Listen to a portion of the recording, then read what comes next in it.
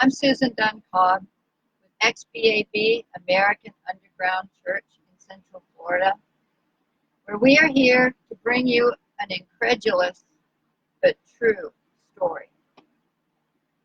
Peter and Suzi Theodoro are having their newborn daughter Sophia kidnapped and sold by the state of Connecticut. Fraudulently using Title IV federal funds for forced adoption. This is happening and has been happening across all 50 states. But this particular story is worse than any we've yet heard. Peter and Suzi live in Tennessee. They've been married for 6 years and had 2 sons until they were expecting little Sophia. They met when they were both in medical school, and both have earned master's degrees. The couple has strong family support on both sides. Peter is a naturalized citizen, having come to America from Egypt when he was very young. He has a great job, and Suzi stays at home with their children. They were eagerly looking forward to the arrival of their baby girl. No one could have imagined the horror movie they would drive into. No one. A death in the family caused them to travel to New Jersey for the funeral. Previous to this occurrence, Suzi had been unhappy with her prenatal care, as she had been unsuccessful in locating a doctor who would permit her to attempt a VBAC. She'd had 2 previous C-sections, and she wanted to try to avoid another. While in New Jersey, Peter's family helped her to find a birth center that would allow her to try what she wanted, a natural childbirth. Her due date was 2 weeks away. At this time, the family also offered to watch their boys so the couple could have some alone time before the new baby. They set out for a destination in Maine about 6 hours away. 3 hours into their traveling, Suzi felt twinges in her back. Having never experienced labor before, she was unsure what she was feeling. So they decided to not take chances. The closest hospital was Middlesex Hospital in Middleton, Connecticut.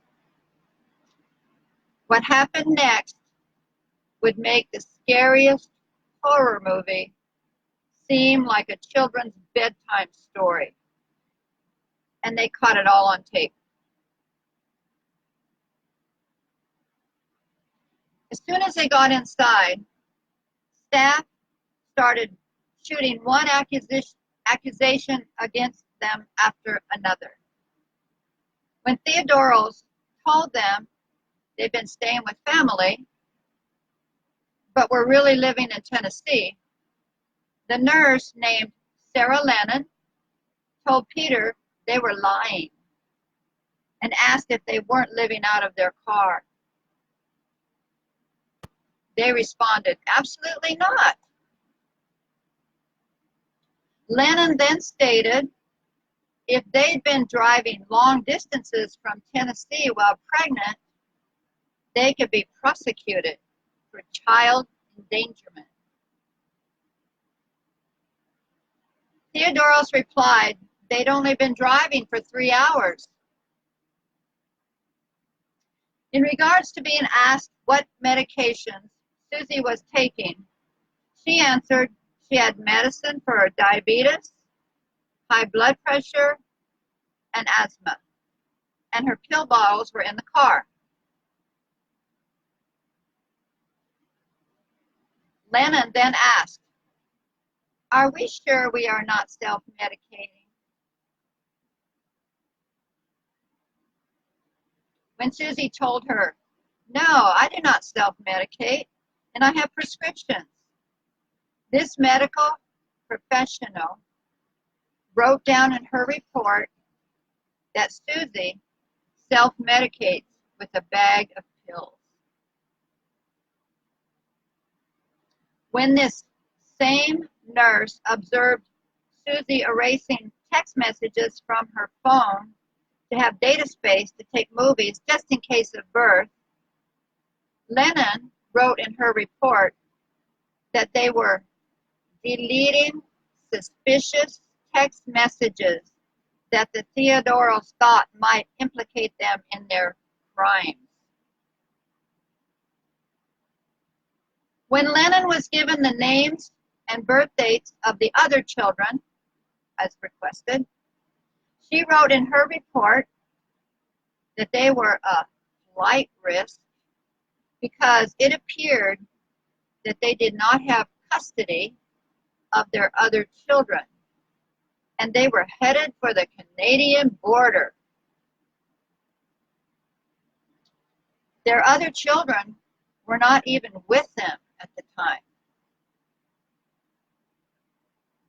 Then Lennon and another nurse started accusing Peter of being a Muslim and started going on and on to each other about how it was Egyptians that took down the World Trade Center. The Theodoros told them he's Orthodox Christian. Staff called them liars. Then, two nurses stripped off Suzi's clothes in front of male nursing students who were gawking at her naked body, even though she'd asked them to tell the male staff to leave. They refused. She was forced to urinate in a cup in front of those two nurses, half naked. Her talk screens and those of their baby daughter were all negative. They literally treated the couple like they were caged animals. Sarah Lennon told them that the only way a white woman like Suzi would be with a dark Muslim-looking man was if they were some kind of criminals running from the law. They asked Suzi who Peter really was, and if he was even legally in the country. Suzi answered, "He's my husband, and he and his family moved to this country when he was a small child." This is insane.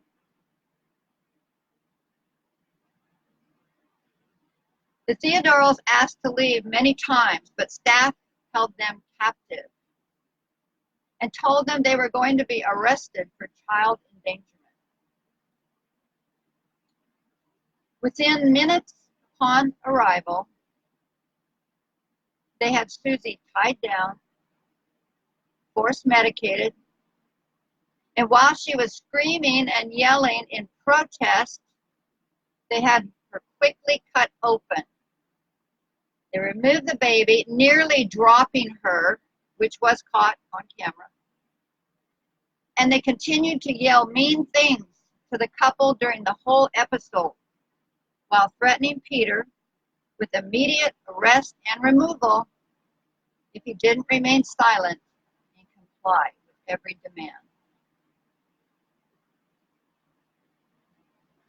Sarah Lennon later admitted in her report that they had held the Theodoros in the hospital against their will, and that the C-section had to be done on short order.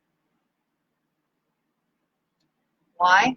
Because they had done it, as she wrote in the report, against her will. Is this unbelievable? From trapping the parents upon first arriving in the ER until removal and the theft of baby Sophia, it all took less than an hour. 10 minutes after the illegal and forced C-section, and without allowing the parents to have any contact with their stolen baby, Suzi, still drugged, now faced a DCF worker sitting in her room, recovery room, who was telling her there was a good chance they were going to take their child. Not like they had just done it. That they do this with immigrants all the time. Think about that. A nurse named Laura Pitari sat telling the DCF worker that Suzi self-medicates with a bag of pills. During the short stay at the hospital over the holiday weekend, the hospital staff terrorized them and treated them like criminals. More details of their torture follow. But they took their baby to the nursery and would not let Sophia stay in their room. Peter's family came to the hospital twice to try to visit the couple and their baby, but the hospital turned them away and would not let them in. Laura Pitari kept telling all the staff that Suzi was a drug addict and that she should not be allowed to breastfeed her child. Staff wrote in their reports that Suzi did not handle her infant properly and that she had to be taught by the hospital staff how to change a diaper. They also wrote that Peter once tried to wrap his child in his coat and smuggle her out of the building. Even though they were on a locked ward, weren't allowed to leave, and the baby was in a locked nursery with no other infants. It was a nursery where parents had to be supervised at all times while they were with her. They were only allowed to leave their room at scheduled times to feed their baby. They were captive prisoners. Once Suzi tried to do some walking in the hallway because her legs were hurting from lying in bed so long after surgery. And anyone who has had a C-section can tell you that they tell you to walk in the hallways to keep your